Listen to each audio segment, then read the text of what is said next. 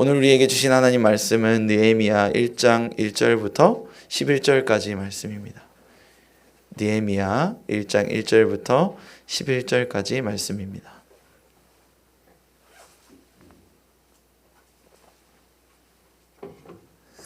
우리 다 찾으셨으면 함께 우리 봉독하겠습니다.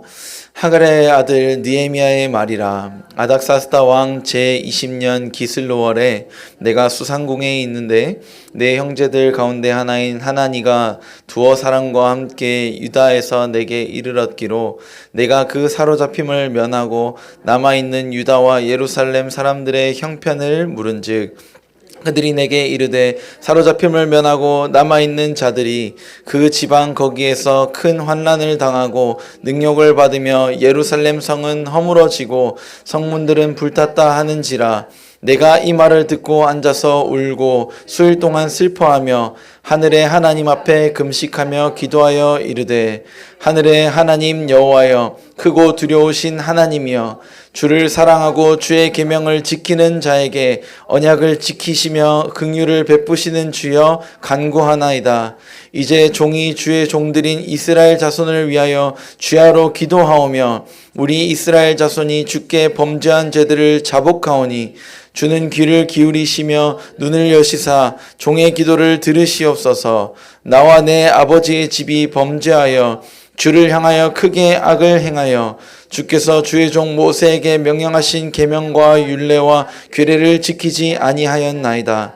옛적에 주께서 주의 종 모세에게 명령하여 이르시되 만일 너희가 범죄하면 내가 너희를 여러 나라 가운데에 흩을 것이요 만일 내게로 돌아와서 내 계명을 지키어 행하면 너희 쫓긴 자가 하늘 끝에 있을지라도 내가 거기서부터 그들을 모아 내 이름을 두려고 택한 곳에 돌아오게 하리라 하신 말씀을 이제 청하건대 기억하옵소서. 이들은 주께서 일찍이 큰 권능과 강한 손으로 구속하신 주의 종들이요 주의 백성이니이다. 주여 구하오니 주의 귀를 기울이사 종의 기도와 주의 이름을 경외하는 기뻐하는 종들의 기도를 들으시고 오늘 종이 형통하여 이 사람 앞에서 은혜를 입게 하옵소서 하였다니 그때 내가 왕의 술관원이 되었느니라. 아멘. 최근에 참 안타까운 일이 좀 있었습니다. 우리 사회적으로 우리나라에서 한 유명 프랜차이즈 커피숍 직원 한 명이 지난 5월 18일에 이 과거 5.18 민주화운동을 풍자한 텀블러나 이런 굿즈 물품을 판매하는 이른바 탱크데이 행사가 진행이 되었기 때문입니다. 해당 행사가 논란이 되자 프랜차이즈 카페 대표는 곧바로 이 대표이사를 해임하고 대국민 사과를 통해서 우리 민족에 대해 그런 역사적 감수성이 없었고 국민의 정서를 몰랐음을 공개적으로 사죄하는 등 적극적으로 대처함으로 사건은 일단락되는 듯 했습니다. 그런데 제가 사실 이 말씀을 드리게 된 계기가 제가 참 개인적으로 안타깝고 마음이 아프다고 생각했던 것은 그 이후에 일어난 일입니다. 이 일을 가지고서 이 정치권에서 나서서 여야가 이 프랜차이즈 카페에 대해서 전 국민이 나서서 이 카페를 불매 운동을 해야 되는지 그렇지 않은 것인지 서로가 반대의 의견을 내면서 상대편을 정말 이 사회의 암적인 존재로 악한 집단으로 나쁜 사람들로 몰아가는 이른바 정치적 악마화를 펼치고 있었기 때문입니다.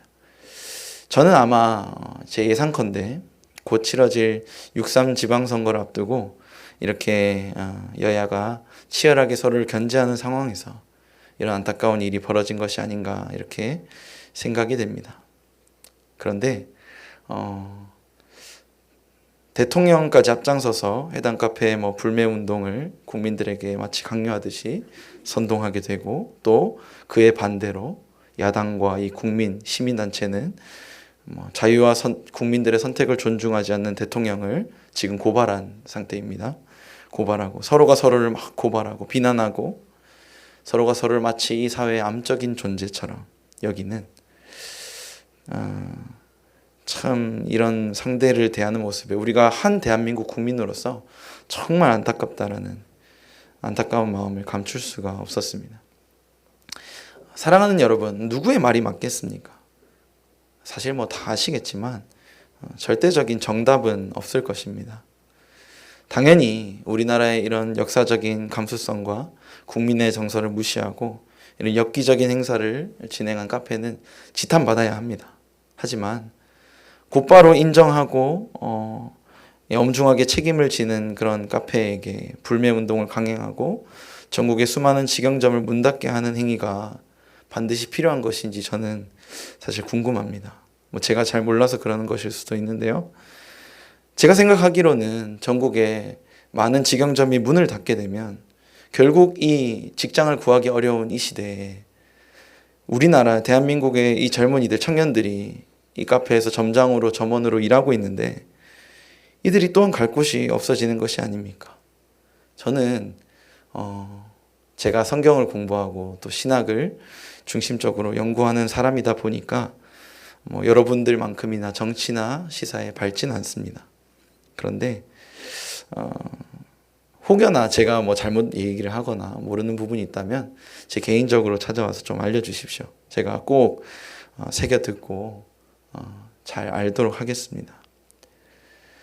제가 이 말씀을 먼저 서두로 드린 이유는 무엇이냐면 오늘날 우리나라의 정치, 경제, 교육, 문화, 사회 이런 모든 방면에서 거의 모든 방면에서 한 나라의 국민이라고 하는 대한민국 사람들끼리 서로 모여서 팔을 나누고 서로가 상대방을 정죄하고 다투고 싸우고 분열하는 모습을 오늘날 우리는 너무나도 쉽게 볼 수 있다는 것입니다. 서로가 자기는 정당하다고 여기면서 상대방을 이런 사회의 악으로 여기는 양극단으로 치우친 사회 분위기가 사실은 우리 사회 전체를 깊은 어둠 속으로 이끌고 가고 있는 것이 아닌가. 머지않아 국민들은 서로가 서로를 파괴하고 상대방을 파괴하고 결국 자기 자신도 스스로도 파괴시키는 그런 비참한 비극을 불러올 것이라고 전 좀 염려가 됩니다. 사랑하는 성도 여러분, 우리가 어떻게 해야 합니까?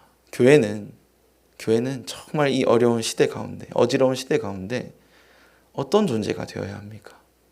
우리는 어떻게 서 있어야 합니까?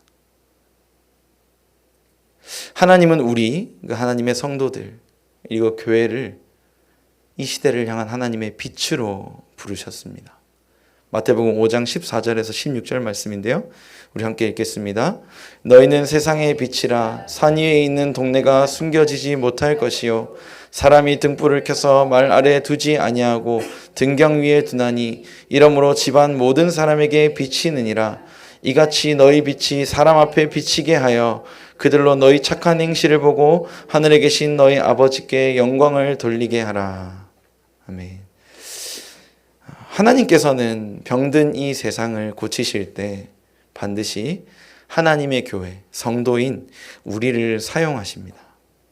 이 땅의 사람들이 그 어둠 가운데 길을 잃고 서로 파멸의 길을 걷고 있을 그때에 하나님은 하나님의 교회를 이 세상의 빛으로 세우셔서 저들을 하나님께로 돌아오게 하시고 이 땅을 회복시키신다는 것입니다. 그리고 이러한 하나님의 회복 프로젝트는 죄로 인해 어둠과 사망이 이 땅을 지배하기 시작했을 때부터 아주 오래전부터 지금까지 쭉 진행되어 온 것입니다. 과거 노아, 아브라함, 이삭, 야곱, 요셉 등등 하나님은 아주 오래전, 그러니까 아담과 하와가 이 선악과 사건 이후에 아담과 하와의 이 선악과 사건 이후부터 하나님은 하나님의 사람들을 부르시고 택하시고 세워서 병든 이 땅을 회복시키시는 일, 하나님의 계획을, 뜻을 이루어 오셨습니다. 그리고 우리가 사랑하는 이 성경 전체의 이야기가 바로 그 이야기입니다. 하나님의 구원 이야기. 사랑하는 여러분, 오늘도 하나님은 찾고 계시는 줄 믿습니다. 어둠에 빠진 이 땅을 진정한 회복시킨, 진정한 하나님께 쓰임받고자 하는 그 한 나라, 한 민족, 한 교회, 그 한 사람을 오늘도 하나님께서는 찾고 계시는 줄 믿습니다.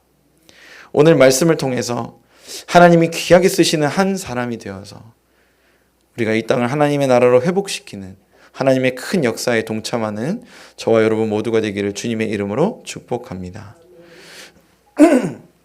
오늘 소개드릴 성경의 인물은 바로 느헤미야입니다.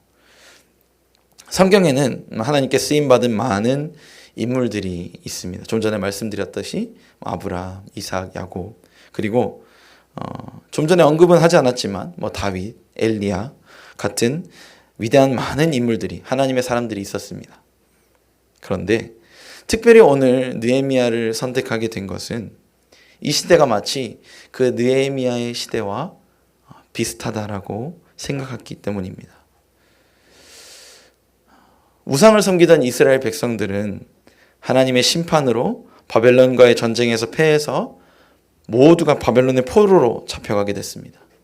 이때 이제 1차 포로로 잡혀간 인물들이 우리가 잘 아는 다니엘과 귀족들이었습니다. 이렇게 3번에 걸쳐서 이스라엘 백성은 모두 바벨론의 포로로 끌려가게 됩니다. 그런데 하나님께서는 이스라엘 백성을 잊지 않으시고 약속하신 그 선지자들을 통해 말씀하신 70년이 지났을 때 하나님의 그 예언하신 말씀을 따라, 약속을 따라 이 이스라엘 백성을 다시 유다로 돌아오게 하셨습니다. 귀환하게 하신 것입니다. 이때 사실은 이 이스라엘 백성이 돌아오게 되는 그 배경에는 바벨론으로부터 돌아오는 것이 아니라 이 바벨론을 무너뜨리는 새로운 신흥 강국 페르시아로부터 돌아오게 됩니다. 그러니까 이스라엘 백성이 바벨론에 원래 포로로 잡혀갔다가 페르시아라고 하는 신흥 강국이 바벨론을 집어삼키게 되면서 이스라엘 백성은 이 페르시아라고 하는 나라의 속국이 된 것입니다. 그리고 70년이 지난 후에 이스라엘 백성은 이 페르시아로부터 독립을 하게 된 것입니다. 하나님께서는 이 70년 포로 생활을 마치자 페르시아의 고레스라고 하는 왕을 세우셔서 이스라엘 백성을 다시 유다로 돌아오게 하셨습니다. 이에 이스라엘 백성은 3차에 걸쳐서 유다 땅으로 복귀하는데 첫 번째, 두 번째 복귀에 우리가 성경에도 흔히 잘 알려진 학개, 스가랴, 에스라 등 위대한 인물들이 1, 2차에 걸쳐서 이 하나님의 백성을 유다로 귀환하는 일에 쓰임을 받게 되고 마지막 이 3차 귀환을 이끈 지도자가 바로 오늘 본문의 느헤미야입니다. 그런데 느헤미야가 이 남은 백성, 마지막 귀환 때 이 남은 백성을 페르시아로부터 유다 땅으로 이끌고 나올 때, 귀환을 시킬 때 이 유다 땅의 상황은 어떠했을까요? 느헤미야 1장 2절부터 3절인데요. 우리 한 목소리로 읽습니다. 내 형제들 가운데 하나인 하나니가 두어 사람과 함께 유다에서 내게 이르렀기로 내가 그 사로잡힘을 면하고 남아있는 유다와 예루살렘 사람들의 형편을 물은즉 그들이 내게 이르되 사로잡힘을 면하고 남아있는 자들이 그 지방 거기에서 큰 환난을 당하고 능욕을 받으며 예루살렘 성은 허물어지고 성문들은 불탔다 하는지라. 1, 2차 귀환 때 먼저 귀환했던 이스라엘 백성이 지금 유다 땅에서 겪고 있는 일은 참혹했습니다. 주변 민족들로부터 능욕당하고 그들의 성벽이 완전히 무너져버리고 성문이 불타버렸습니다. 성벽이 무너지고 성문이 불탔기 때문에 이스라엘 백성은 전혀 보호를 받지 못한 것입니다. 그 때문에 이방 민족들은 오며 가며 쉽게 이스라엘 백성들을 침략하고 약탈할 수 있었습니다. 그러나 이런 외부적인 문제 외에도 이스라엘 백성에게는 내부적인 문제도 있었습니다. 이스라엘 백성이 영적으로 심각하게 다시 타락했다라는 것입니다. 느헤미야 13장 29절 말씀입니다. 내 하나님이여 그들이 제사장의 직분을 더럽히고 제사장의 직분과 레위 사람에 대한 언약을 어겼사오니 그들을 기억하옵소서. 포로에서 귀환한 이스라엘 백성이 죄를 지어서 포로로 끌려갔다가 70년 포로 생활 마치고 다시 돌아온 귀환한 그 이스라엘 백성이 다시 이방 민족과 혼인하고 안식일을 지키지 않고 하나님 앞에 11조를 드리지 않고 영적으로 완전히 무질서하고 무너진 그런 타락한 모습을 보이게 되었던 것입니다. 지금 읽은 느헤미야 13장 29절 말씀은 심지어는 그 당시 하나님께 제사를 드리고 이 하나님의 백성에게 하나님의 말씀을 가르쳐야 할 이 의무가 있는 이 제사장들조차도 영적으로 타락하고 우상을 섬기는 이 이방 민족들과 혼인하고 있었음을 우리에게 알게 하는 것입니다. 정리하자면 느헤미야가 지금 맞닥뜨린 유다의 현실은 외부적으로는 성벽이 무너지고 성문이 불타서 이방 민족들의 침략이 잦았습니다. 무방비하게 노출되어 있었습니다. 그러나 내부적으로는 영적으로 이스라엘 백성이 다시 온전히 타락해 버렸다는 것입니다. 오늘날 우리가 우리 사회의 모습을 보면 참 이와 비슷하다는 것을 알 수 있습니다. 사람들이 더 이상 하나님을 예배하는 일에 관심이 없습니다. 우리가 가난할 때, 일제강점기 직후 6.25 전쟁이 한반도에서 일어날 때 많은 사람들이, 정말 많은 사람들이 하나님께 부르짖었습니다. 하나님의 그 은혜를 갈구했습니다. 그러나 하나님께서 은혜를 주시고 이 땅을, 이 나라를, 그리고 개인의 삶을 어느 정도 안정시켜 주셨을 때 사람들이 각자가 개인의 삶이 어느 정도 안정되었다는 생각이 드니 사람들은 더 이상 하나님을 찾지 않는 것입니다. 각자의 인생이 중요하고 이제 되찾은 내 삶이, 내 일상이 중요한 것입니다. 하나님을 올바르게 예배하기보다는 이제는 일을 더하고 내 행복을 위해, 우리 가족의 행복을 위해 물질과 재물을 모으는 일이 사람들에게는 더 중요해졌습니다. 그뿐만이 아닙니다. 겉으로는 아무 문제 없는 것처럼 살아갑니다. 그러나 사람들은 이 어둠 속에서, 칠흑 같은 어둠 속에서 자신들의 그 죄의 열매를 먹으며 스스로 파멸하는 길을 걸어가고 있습니다. 하나님의 율례와 법을 어기고 이방인과 섞여 살면서 완전히 그 하나님의 백성으로서의 정체성을 잃어버리고 거룩함을 잃어버렸다는 것입니다. 제가 정말 안타까우면서 조심스러운 마음에 오늘날 참 제가 말을 하면서 속상한데 교회를 다니는 많은 성도들의 모습도 참 이와 같지 않나라는 조심스러운 생각이 듭니다. 세상에 섞여서 세상의 가치관으로 살아가다 보니 교회가 빛을 잃어버렸습니다. 빛을 잃은 교회는 세상의 조롱거리가 됩니다. 겉으로는 문제가 없는 것처럼 우리끼리 모여서 하나님을 예배하고 사회에 봉사도 하고 교회 안에서도 하나님을 올바르게 섬기는 것, 하나님을 바르게 예배하는 것보다는 그러나 하나님 일을 통해 내 인생의 복을 누리고 잘 되는 것, 우리 자녀가 세상적으로 잘 되는 것, 하나님 안에서 내가 참된 자유를 누리는 것이 아니라 하나님의 용서를 악용하고 죄를 짓고도 아무런 죄책감 없이 회개하지 않고 살아가는 그런 모습을 통해 이 세상의 이 교회가 올바른 빛으로서 하나님의 빛으로 세워지지 못하고 있는 것입니다. 여러분, 오늘 계속 무거운 말씀을 드리게 되는데요. 제가 참 안타까움이 많습니다. 우리 자녀들을 한번 우리가 보기 원합니다. 내 자녀가 이제 자라나는 성인이 되어가는 다음 세대일 수도 있고 또 이미 성인일 수도 있습니다. 그런데 내 자녀가 얼마만큼 하나님의 사람으로 잘 세워지고 또한 하나님을 믿는 가정으로 그 가정을 하나님 앞에 온전히 세울 것이라 우리는 자신할 수 있습니까? 혹은 그렇게 나의 가정을 하나님 앞에 바르게 세워나가고 있습니까? 물론 이 시대는 우리가 걸어온 그 걸음보다 그 시대보다 많이 악해졌습니다. 그것은 사실입니다. 어쩌면 여러분이 지나온 이 시대보다 지금은 훨씬 더 물질적으로 풍요롭고 많은 정보와 기술들이 있습니다. 그래서 내가 원하면 손만 뻗으면 원하는 것을 가질 수 있는 어마어마하게 풍요롭고 또 자유로운 시대가 맞습니다. 그러나 이것이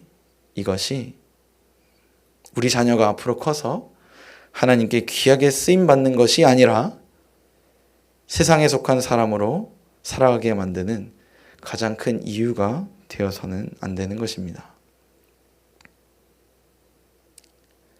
우리의 진정한 문제는 하나님과 이 시대의 물결에 한 발씩 각각 걸쳐서 타협하는 어쩌면 우리 세대, 부모 세대의 모습일 것입니다. 안식일을 거룩히 지켜야 하지만 자녀의 학업을 위해서 주일에 학원을 보내고 하나님께 가장 먼저 11조를 구별해 드리는 모습을 보여야 하지만 매월 형편을 따라서 드릴 수도 있고 그러지 못할 때도 있는. 여러분, 청년들은 어떨까요? 오늘날 청년들은 어떨까요? 교회를 다니는 청년이라고 해서 별반 다를 바가 없습니다.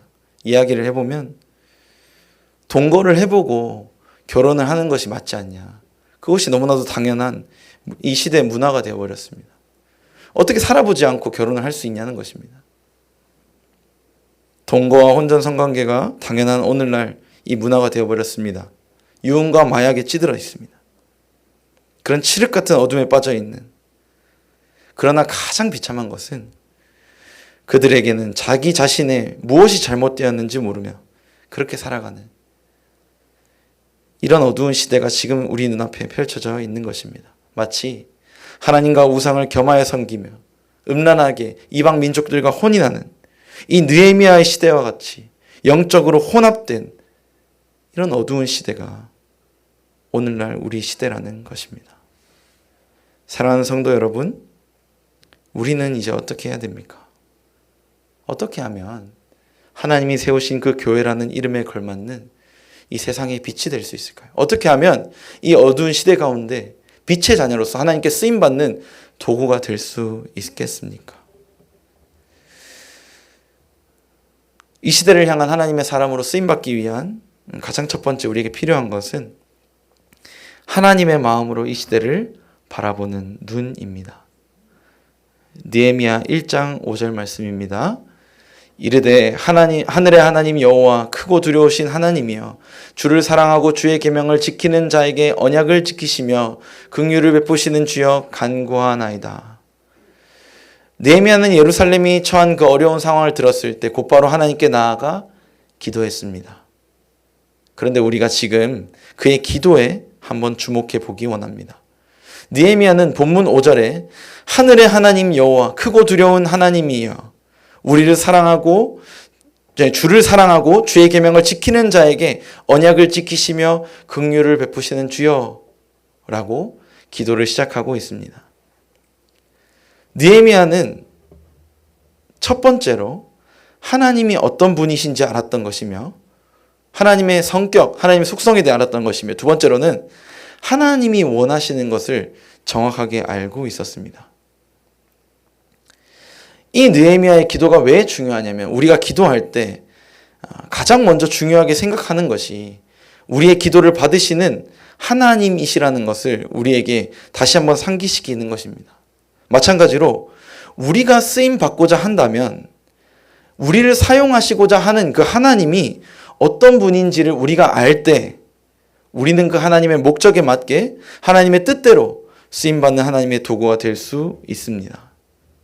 느헤미야는 우리 하나님을 창조주 하나님 그리고 하나님의 말씀에 순종하는 자를 하나님의 그 언약, 변하지 않는 영원한 약속 통해서 반드시 지키시는 긍휼의 하나님임을 먼저 이야기하고 있습니다. 그리고 이어서 6절, 7절에 하나님 앞에 철저히 회개하는 기도를 드리고 있습니다. 하나님의 말씀을 떠나 하나님의 진노의 대상이 되었던 이 이스라엘 백성이 하나님께 회개하고 다시 말씀에 순종하는 자리로 나아갈 때 하나님은 반드시 이스라엘을 다시 받아주시고 하나님의 변하지 않는 약속, 그 언약의 말씀으로 그들을 다시 지키실 것을 느헤미야는 그런 분임을 하나님에 대해 알았던 것입니다. 우리가 가끔 자녀가 심한 잘못을 하면 이런 말을 할 때가 있을지 모르겠습니다. 과거 저희 때는 그런 얘기를 들었었는데 저 녀석 호적에서 파버릴까 보다 그런 얘기를 하죠. 그러나 정말로 자녀를 포기해버리는 부모는 없습니다. 우리 하나님도 마찬가지이십니다. 이스라엘 백성이 끊임없이 우상을 섬기고 하나님을 실망시켜도 하나님은 끊임없이 그들에게 끝까지 선지자를 보내서 어떤 말씀을 전하십니까? 물론 회개의 말씀도 전하시지만 구원과 회복을 약속하시는 하나님의 말씀을 전하시는 것입니다. 왜냐하면 하나님은 용서의 하나님이시기 때문입니다. 느헤미야는 이것을 너무나도 잘 알고 있었습니다. 그래서 이런 하나님의 성품에 근거해서 하나님 앞에 회개하며 다시 한번 하나님의 긍휼을 구하는 자리로 나아갈 수 있었던 것입니다.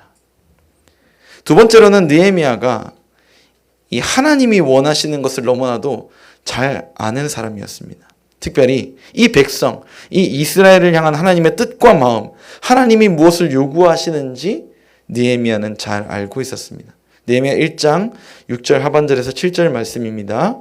나와 내 아버지의 집이 범죄하여 주를 향하여 크게 악을 행하여 주께서 주의 종 모세에게 명령하신 계명과 율례와 규례를 지키지 아니하였나이다.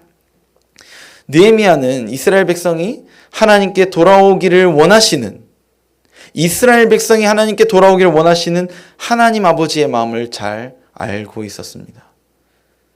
마치 탕자를 기다리는 아버지와 같이 이 아들 이스라엘이 다시 아버지 하나님을 잘 따르며 아버지의 말씀 안에 거하기를 바라시는 하나님 아버지의 마음을 느헤미야는 누구보다 잘 알았던 것입니다.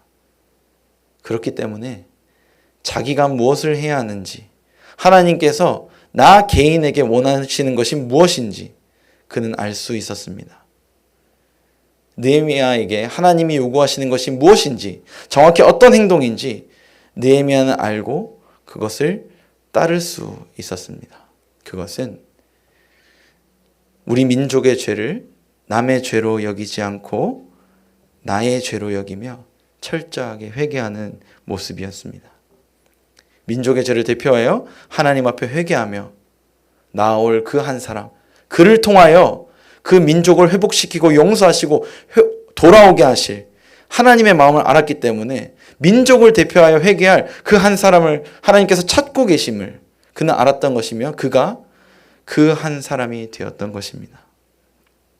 사랑하는 여러분, 죄가 가득한 이 세상에서 우리가 바라볼 때 사람들은 참으로 이기적인 존재가 됩니다. 이것은 성령이 충만했던 이 초대교회의 모습과는 정반대되는 모습입니다. 초대교회는 어땠습니까? 서로가 자신이 가진 재산을 나누고 어렵고 힘든 사람을 도우며 함께 생활했습니다. 하지만 아담의 타락 이후에 어떤 모습이 바로 펼쳐집니까? 아담이 사랑하는 아내 하와를 핑계를 대고 갈라지고 곧바로 일어나는 일, 그 자녀들 가운데 어떤 일이 일어납니까? 형 가인이 동생 아벨을 죽이는 모습. 이러한 장면은 우리에게 이 죄가 가득할 때 사람은 얼마나 이기적이고 남을 배려하지 않는지, 분열하고 다투는 존재가 되는지 우리로 알게 하는 것입니다. 그러나 그 반대의 모습은 무엇입니까? 하나됨입니다. 하나님과 하나됨, 백성이 백성과 하나됨. 따라서 하나님은 하나님과 하나님의 백성을 하나 되게 할 수 있는, 그리고 죄로 인해 이기적인 각자 자기의 유익을 구하는 이 백성들의 마음을 다시 하나로 모을 수 있는 진정한 하나님의 사람, 하나님의 지도자를 찾고 계셨던 것입니다. 느헤미야는 자기가 지은 죄도 아닌 이스라엘 백성이 지은 죄, 심지어 자기 조상이 지은 죄까지도 모두 자신의 죄로 여기고 하나님 앞에 금식하며 철저하게 회개하는 모습을 보입니다. 이 모습을 보면 우리가 떠올릴 수 있는 인물이 있습니다. 구약에 유명한 모세가 있습니다. 모세는 하나님 앞에 범죄한 이스라엘의 모든 죄를 지고 자신이 대표로 하나님 앞에 나아가는 그런 책임지는 모습을 보였던 것입니다. 이 모세와 같이 하나님과 이스라엘 백성 사이를, 그리고 백성과 백성 사이를 다시 화목하게 하는, 이 모든 백성들의 죄까지도 하나님 앞에 자신이 책임지려고 하는 진정한 하나님의 사람이자 영적 리더였던 것입니다. 나만 하나님 앞에 올바르게 서면 되는 것이 아닌 것입니다. 나만 하나님 앞에 거룩하게 순전하게 서 있을 수 있으면 되는 것이 아닙니다. 이런 이기적인 모습이 아니라 나의 모든 민족, 주변의 사람이 하나님 앞에 올바르게 설 수 있도록 우리 모두의 죄를 끌어안고 하나님 앞에 회개하는 이 모습을 보시고 하나님은 이 느헤미야를 이 시대를 향한 하나님의 사람으로 사용하셨습니다. 두 번째로 하나님의 사람으로 쓰임받기 위해 우리에게 필요한 것은 기도의 자리입니다. 기도입니다. 느헤미야 1장 4절 말씀입니다. 내가 이 말을 듣고 앉아서 울고 수일 동안 슬퍼하며 하늘의 하나님 앞에 금식하며 기도하여.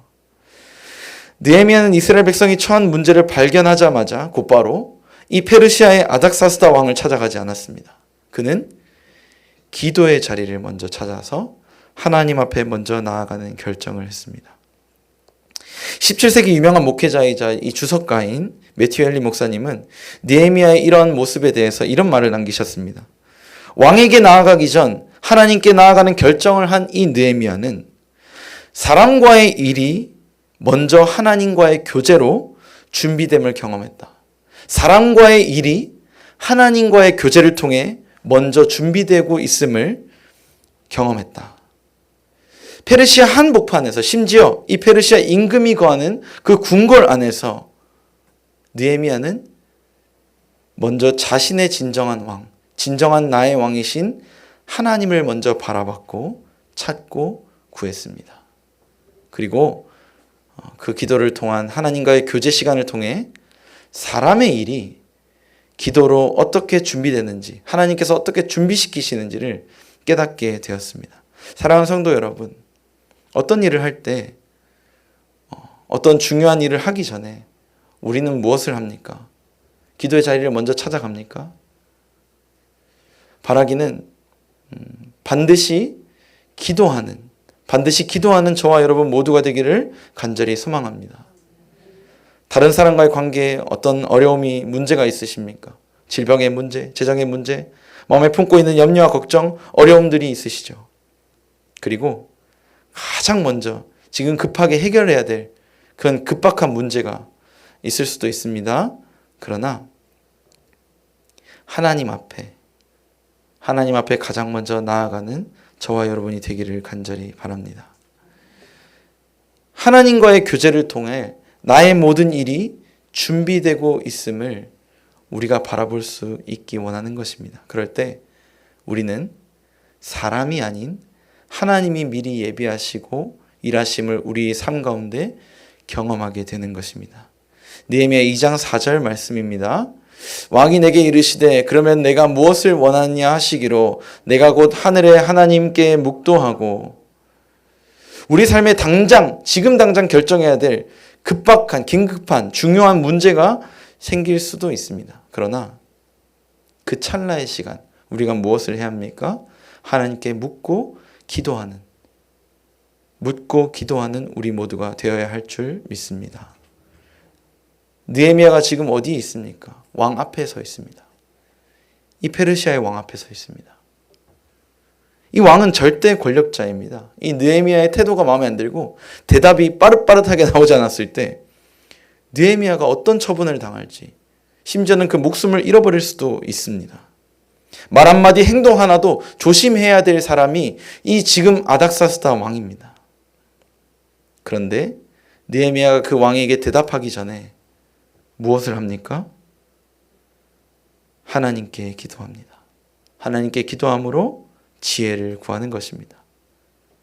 그럴 때 하나님은 아닥사스다 왕의 마음을 만지시고 느헤미야가 이 페르시아의 포로국인 이스라엘 백성을 이끌고 나아가서 다시 자신들의 성을 재건할 수 있도록 허락해 줄 뿐만 아니라 이 재건에 필요한 모든 공사 재료와 재물을 지원하는 놀라운 일을 느헤미야에게 허락하셨습니다.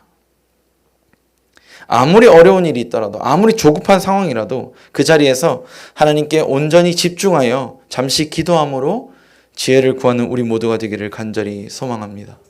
마지막 세 번째, 하나님께 쓰임받는 사람이 되기 위해 우리에게 필요한 것은 맡겨진 하나님의 일에 대한 책임감입니다.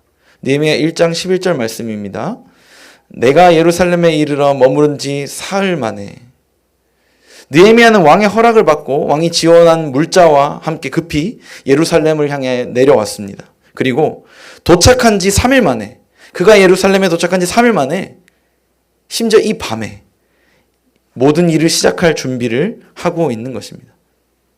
교통수단이 발달하지 않았기 때문에 그 당시 페르시아에서 예루살렘으로 오는 길이 약 한 1300km에서 1700km 정도 되는 것을 감안할 때 말이나 마차를 타고 한 2개월에서 4개월 정도 걸리는 긴 여정이었음을 우리는 알 수 있습니다. 그런데 느헤미야는 이 긴 여정 끝에 예루살렘에 도착한 지 3일 만에 그것도 그 밤에 나가서 자신에게 맡겨진 일을 충실히 수행하려고 했던 것입니다. 사랑하는 성도 여러분, 사실 느헤미야는 이런 고생을 사서할 필요가 없는 사람입니다.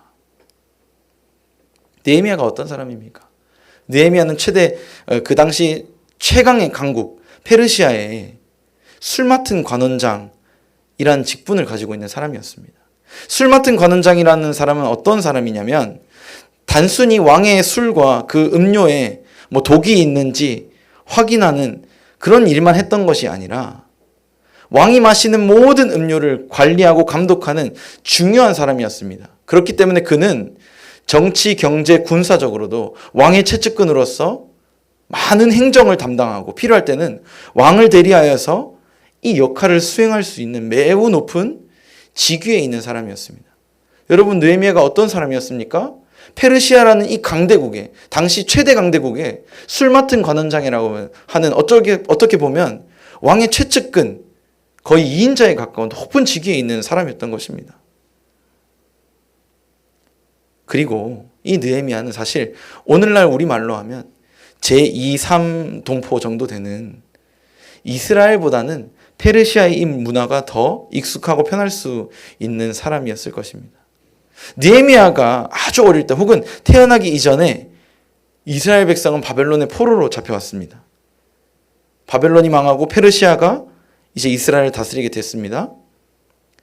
느헤미야는 이 이스라엘 나라, 이 유다 땅을 경험해 본 적이 없습니다. 그는 이스라엘 사람이라고 하기보다 정체성이 페르시아인에 더 가까울 수 있는 사람이었습니다.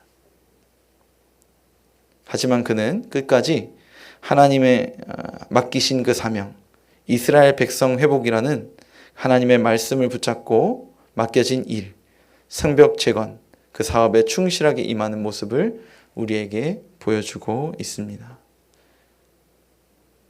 사실 이것이 전부가 아닙니다. 느헤미야서를 읽다 보면 느헤미야가 얼마나 많은 이 성벽을 재건하면서 고초를 당하고 어려움을 겪는지 우리는 알 수 있습니다.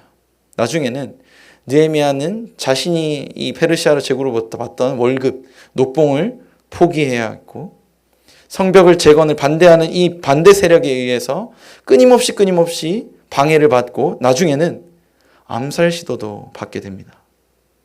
하지만 느헤미야는 끝까지 포기하지 않고 조금도 움츠러듦 없이 자신에게 맡겨진 일을 책임감 있게 감당해냈습니다. 오늘날 너무나도 많은 사람들이 그리스도인이라는 이름으로 상황에 핑계를 대고 환경에 핑계를 댑니다. 하나님이 기뻐하실 일, 하나님의 뜻을 이루기보다 나의 안전과 편의를 더 중요하게 여기는 사람들이 교회 안에도 참 많아졌습니다. 느헤미야는 무너진 예루살렘 도시 안에서 어떤 생각을 했을까요? 자신이 지내오던 그 궁궐과는 천지 차이였을 것입니다. 성벽이 무너졌습니다. 자신을 지켜줄 것이 아무것도 없습니다. 밤에 도적이라도 쳐들어오면 자기 목숨은 하루아침에 어떻게 될지 모르는 것입니다. 반대 세력이 끊임없이 방해합니다. 결국엔 자신을 죽이려 합니다. 그는 얼마든지 포기할 수 있었습니다. 평안한 자신의 예전 삶으로 술 맡은 관원장의 모습으로 직분으로 돌아갈 수 있었습니다. 그리고 솔직히 내 민족이라고는 하지만 나는 이 이스라엘의 문화에 대해서 잘 알지도 못하고 오히려 페르시아의 문화가 익숙한 사람인데 내가 이렇게까지 희생하면서 우리 민족을 위해 애쓰고 있다는 것을 아무도 알아주는 이가 또 없었습니다. 오히려 반대 세력에 의해서 이 일이 방해받을 때마다 함께 있던 이스라엘 사람들은 어떻게 합니까? 낙담하고 포기하는 모습을 보입니다. 누구 때문에 지금 느헤미야가 이 고생을 하고 있는데, 잘 알지도 못하는, 자기 본국이라고 하지만 자기가 잘 알지도 못하는 그 예루살렘에 와서 이 고생을 하고 있는데 고마워서라도 열심히 최선을 다해서 하는 것이 아니라 방해하면 넘어지고 방해하면 포기하고 툭하면 쓰러지고 멘탈이 너무나도 쉽게 흔들리는 이스라엘 백성들의 모습을 느헤미야는 바라보고 있었습니다. 느헤미야는 어떤 마음이었을까요? 저라면 금방이라도 포기해버리고 싶었을 것 같습니다. 그러나 느헤미야는 사람을 보며 상황을 보며 일하지 않았습니다. 오로지 나를 보내신 분, 나를 이곳에 보내신 분, 나에게 일을 맡기신 분, 하나님 아버지만을 바라보며 의지하며 그 성벽을 하루하루 차곡차곡 쌓아갔습니다. 그럴 때 느헤미야는 놀라운 하나님의 일을 경험하게 됩니다. 이 성벽이, 이 한 나라의 성벽이라는 것이 사실 쉽게 건축되는 것은 아니지 않겠습니까? 그런데 무려 52일 만에 예루살렘의 모든 성벽과 그 문이 재건되는 것을 느헤미야는 경험하게 됩니다. 수많은 대적의 방해와 암살 시도와 엄청나게 많은 어려움이 있었지만 불과 52일 만에 예루살렘의 성벽이 재건되었고 완공되었습니다. 하나님이 느헤미야를 통해 일하셨던 것입니다. 말씀을 맺습니다. 사랑하는 성도 여러분, 하나님은 오늘도 하나님의 사람을 찾고 계십니다. 죄로 병든 이 땅을, 이 세상을 회복시키시고 구원하시는 일에 사용하시고자 하는 하나님의 한 사람을 하나님은 오늘도 찾고 계십니다. 간절히 바라기는 이 자리에 모인 저와 여러분 우리 모두가 이 한 사람이 되어 하나님께 쓰임받는 귀한 하나님의 일꾼이 되기를 소망합니다. 하나님께서 반드시 사용하시는 사람 세 가지 특징이 있습니다. 첫 번째로 하나님의 마음으로 이 시대를 바라보는 자입니다. 두 번째로 먼저 하나님 앞에 기도하는 자였습니다. 마지막으로 하나님께서 맡기신 일에 책임감을 가지고 일하는 자였습니다. 간절히 바라기는 하나님의 마음으로 이 시대를 바라보며 민족의 죄를 나와 민족의 죄와 아픔을 나와 상관없는 무관한 것으로 여기는 것이 아니라 나의 죄, 우리 가족의 죄로 여기고 아파하며 하나님 앞에 모두 끌어안고 나아가 민족을 위해 회개하고 우리 민족의 회복을 위해 간구할 수 있는, 그리고 끝까지 이 땅에서 하나님 나라가 회복되는 일, 복음을 전하고 영혼을 섬기고 봉사하는 일, 구제하는 일에 최선을 다하는, 그래서 하나님께서 끝까지 붙잡으시고 사용하시는 저와 여러분 모두가 될 수 있기를 간절히 소망합니다. 마지막으로 한 가지만 당부를 드리겠습니다. 여러분, 느헤미야의 시대같이 이 시대는 영적으로 성벽이 무너진 시대입니다. 이 다음 세대 가운데 악한 대적, 마귀 사탄이 공격해 오는데 우리는 정말 무방비하게 노출되어 있습니다. 우리 다음 세대가 더더욱 그렇습니다. 음란과 중독과 증오와 다툼과 이기심, 우리는 이러한 대적의 공격을 막기 위해서 우리 다음 세대의 자녀들이 이러한 대적의 공격으로부터 안전하게 보호받을 수 있도록 영적인 성벽을 재건해야 합니다. 비록 나의 지금 처한 상황이 힘들고 어렵고 불가능해 보일지라도 적극적으로 하나님께서 맡기신 그 사명의 자리에서 하나님의 일을 감당하며 하나님의 일을 이루어가는, 하나님께 쓰임받는 저와 여러분 모두가 될 수 있기를 간절히 소망합니다. 우리 시간 같이 찬양하겠습니다.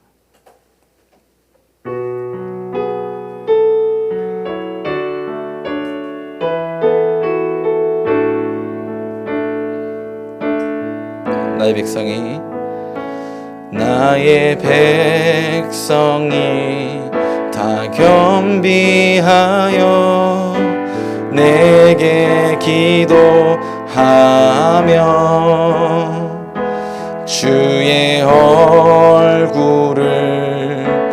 구하여서 그 악한 길 떠나며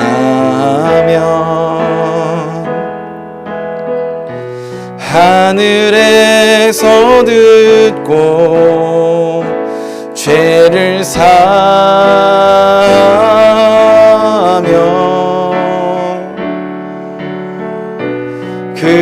그들의 땅을 고치리라.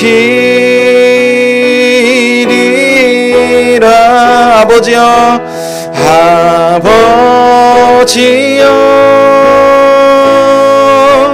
고쳐 주소서.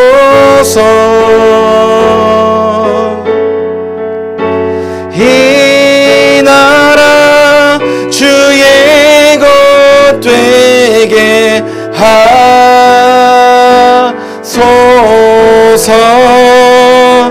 주 하나님 간절히 기도하오니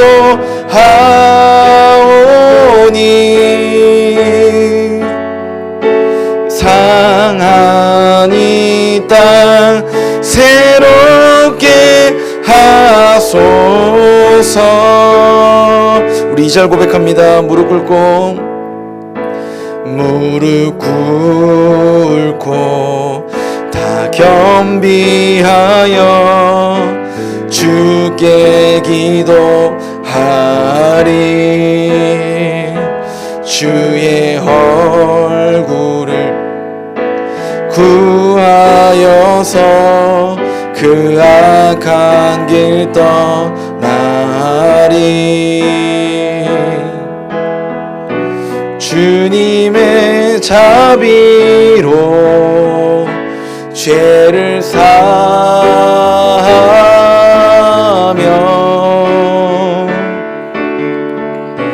주님의 자비로 임하소서. 아버지여, 아버지여,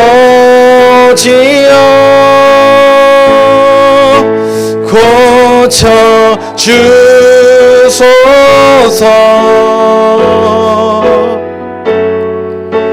이 나라 주의 것 되게 하소서.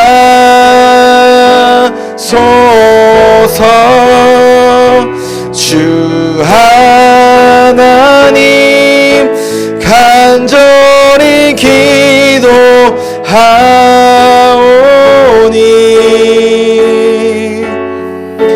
상한 이 땅 새롭게 하소. 우리 한 번 더 고백합니다. 아버지여, 우리 두 손을 들고 고백하겠습니다.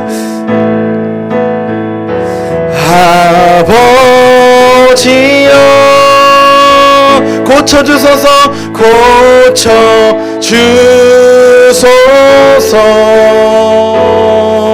이 나라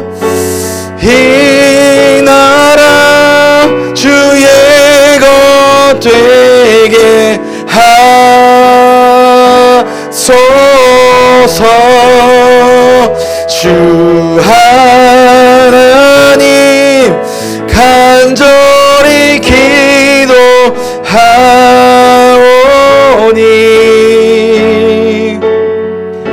상한 이 땅 새롭게 하소서.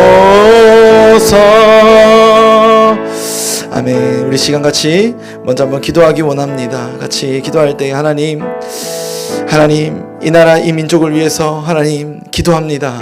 하나님, 우리의 죄로 인하여서 우리가 하나님 앞에 올바르게 회개하지 못하고 이 땅에 제대로 하나님의 빛으로서 교회가 올바르게 서지 못하여서 하나님, 이 나라 이 민족이 이런 아픔을, 이런 흑암 가운데 가고 있습니다.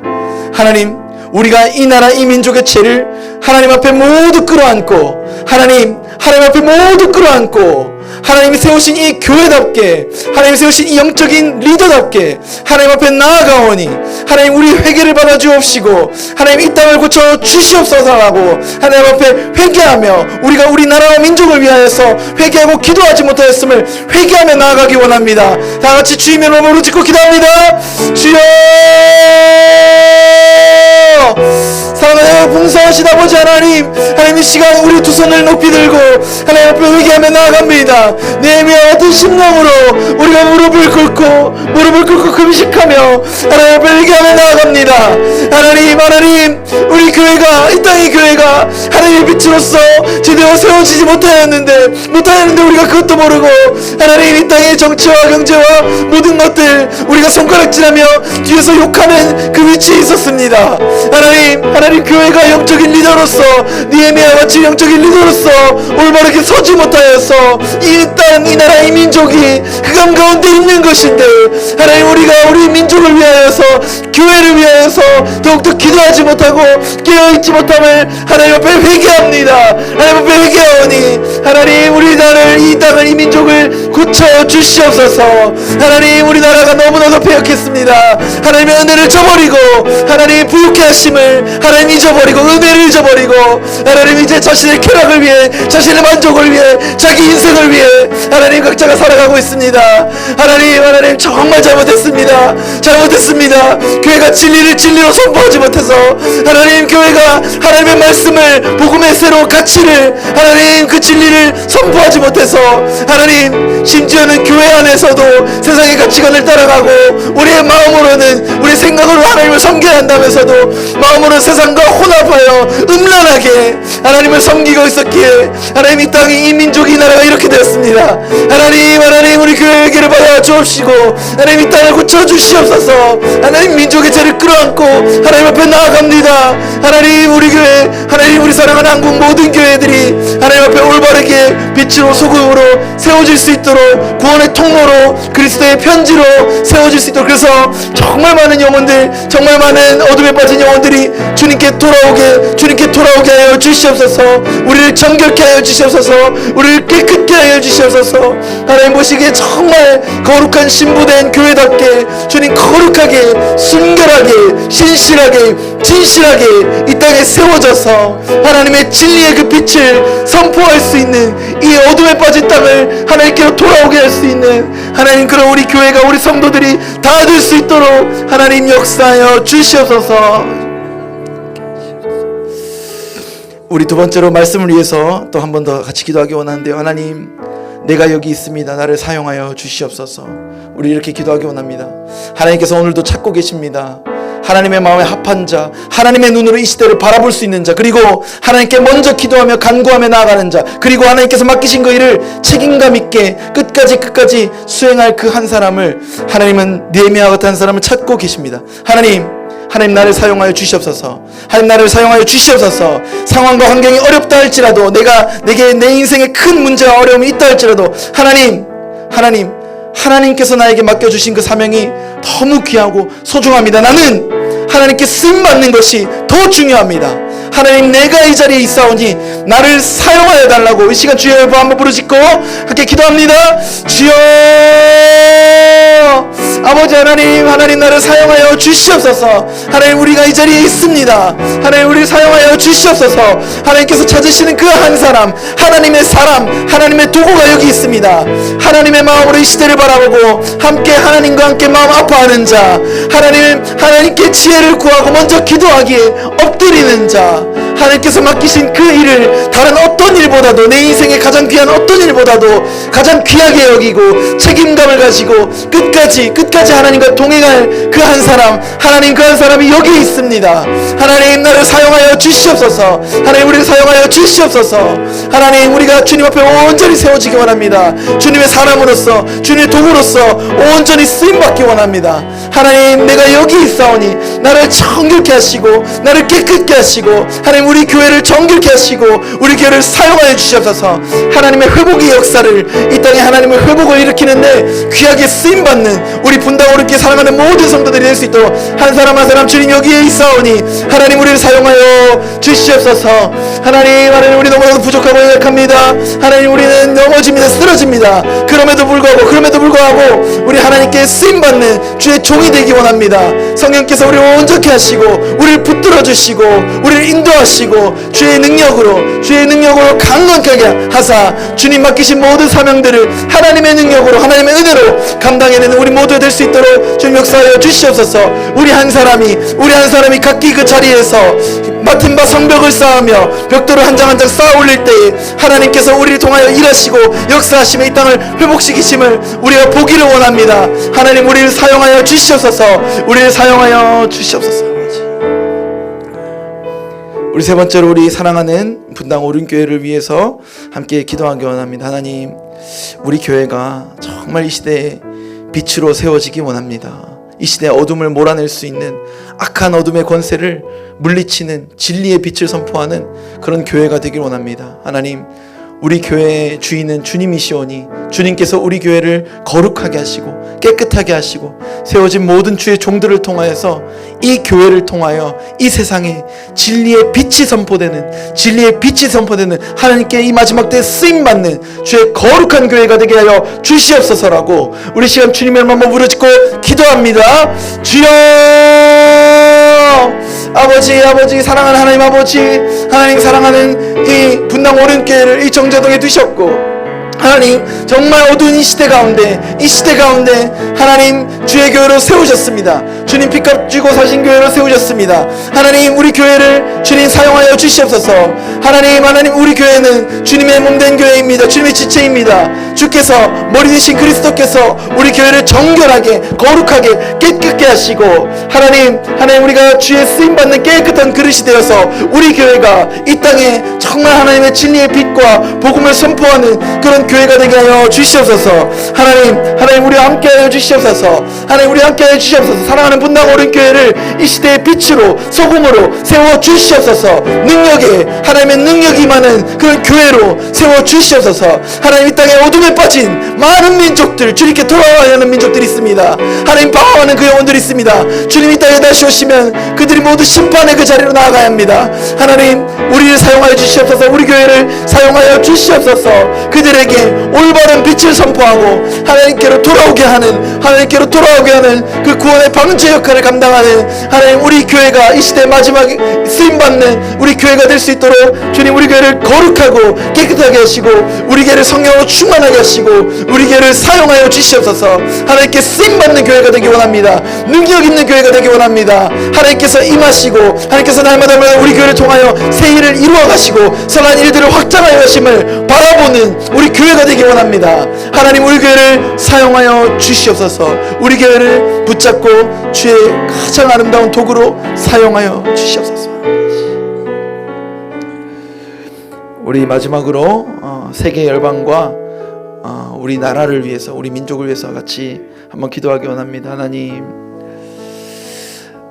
세계 열방 가운데 전쟁과 기근과 정말 많은 이 마지막 때에 주님께서 예언하신 많은 일들이 일어나고 있습니다. 하나님,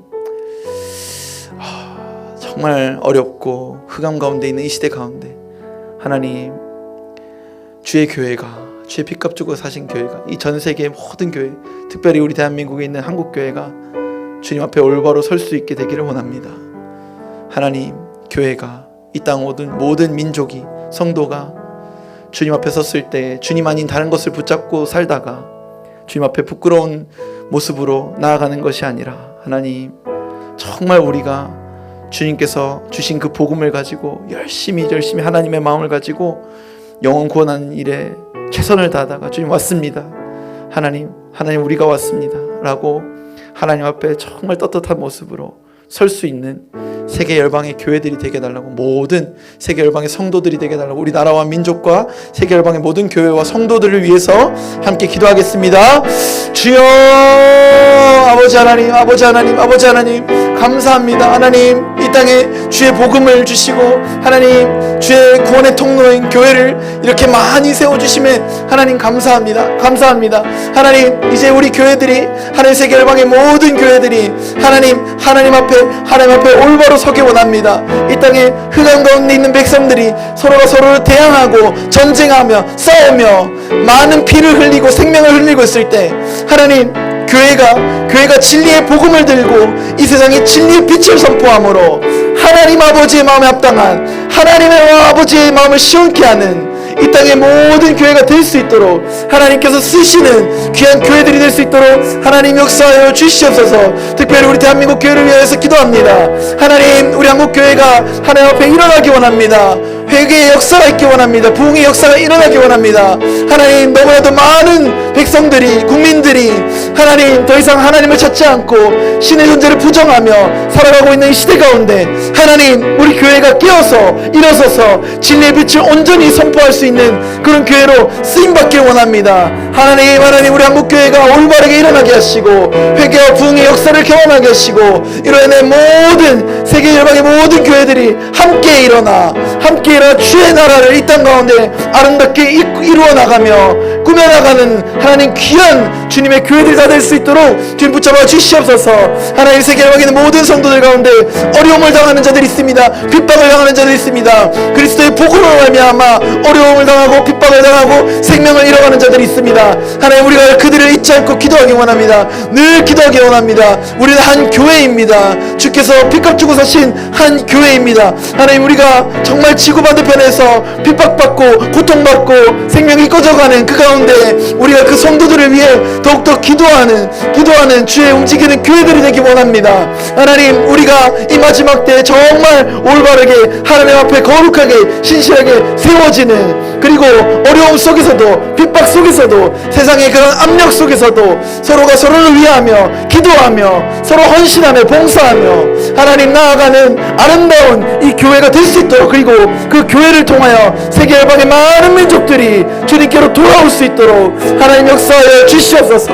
하나님, 주의 성도들 한 명 한 명을 붙잡아 주시옵소서. 그리스도의 십자가의 보혈로 구원하신 사람들입니다. 그 영혼들입니다. 하나님, 한 영혼도 놓치지 마시옵소서. 하나님, 한 영혼도 하나님 놓치지 마시옵소서. 하나님, 정말 많은 주의 성도들이 주님 앞에 정말 아름답게 존귀한 자로 끝까지 충성되게 하나님 일 감당하다가 하나님 앞에 설 수 있도록 하나님 은혜를 내려 주시옵소서. 아버지 하나님, 감사합니다. 오늘도 주의 말씀을 듣게 하시고 우리가 말씀을 나누며 또한 찬양하며 기도하게 하심 감사합니다. 하나님, 먼저는 우리가 그동안 너무 안일하게 신앙생활을 해왔음을 하나님 앞에 회개합니다. 하나님, 우리 민족이 어떤 방향으로 가고 있는데 우리 민족이 정말 깊은 어둠 속에 빠져가고 있는 모습을 보면서도 우리가 손가락질하고 욕할지언정 그들의 죄를 마음으로 품고 하나님의 마음을 가지고 가슴을 찢으며 하나님 앞에 올바르게 회개하지 않았음을 하나님 고백합니다. 아버지, 우리를 불쌍히 여기시고 용서하여 주시옵소서.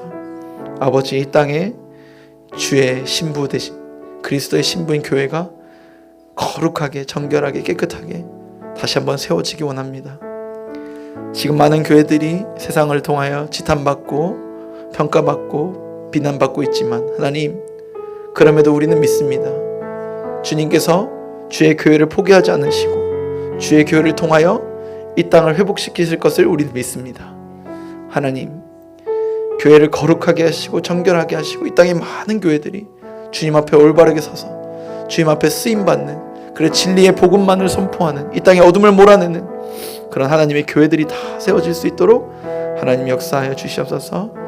하나님, 마지막으로 우리 나라와 또 세계 열방의 많은 민족들, 우리와 같이 예수 그리스도를 믿고 영접하고 신앙생활하는 많은 민족들을 위해서 우리가 기도하기 원합니다. 늘 깨어 기도하기 원합니다. 가장 가까운 북한의 지하교회에 있는 성도들부터 하나님, 저기 중동에 있는 무슬림으로부터 탄압받는 기독교인들이 많이 있습니다. 하나님, 우리가 한 교회, 한 공동체, 한 지체인데 예수님의 한 몸인데 우리가 그들을 잊어버리지 않고 늘 깨어 그들을 위하여 기도하며 하나님 안에서 정말 아름다운 공동체를 세워나가는 우리가 될 수 있도록 주님 우리와 함께하여 주시옵소서. 감사합니다. 거룩하신 예수 그리스도 이름으로 기도합니다. 하늘에 계신 우리 아버지여, 이름이 거룩히 여김을 받으시오며 나라가 임하옵시며 뜻이 하늘에서 이루어진 것 같이 땅에서도 이루어지다. 오늘 우리에게 일용할 양식을 주시옵고 우리가 우리에게 죄 지은 자를 사하여 준 것 같이 우리 죄를 사하여 주시옵고 우리를 시험에 들게 하지 마시옵고 다만 악에서 구하옵소서. 나라와 권세하여